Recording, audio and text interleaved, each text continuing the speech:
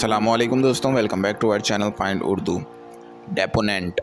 Deponent का मतलब है वो शख्स जो अपने विटनेस स्टेटमेंट को लीगली रिकॉर्ड करवाता है या टेस्टिफाई करता है।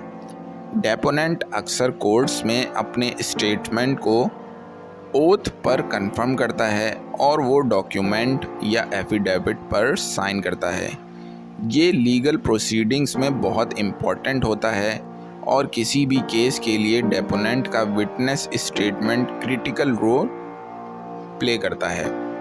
फॉर एग्ज़ाम्पल, केस में डेपोनेंट ने अपने स्टेटमेंट को ओथ पर कंफर्म किया और जज के सामने अपनी testimony the. The deponent testified under oath about what he witnessed. Deponent ने जो कुछ उसने देखा उसकी ओथ पर गवाही दी। तो दोस्तों, डेपोनेंट का मतलब है वो शख्स जो कोर्ट या लीगल डॉक्यूमेंट में अपने विटनेस को ऑफिशियली रिकॉर्ड करवाता है। उम्मीद है अब आपको डेपोनेंट का मतलब समझ में आ गया होगा। मिलते हैं नेक्स्ट वीडियो में। शुक्रिया।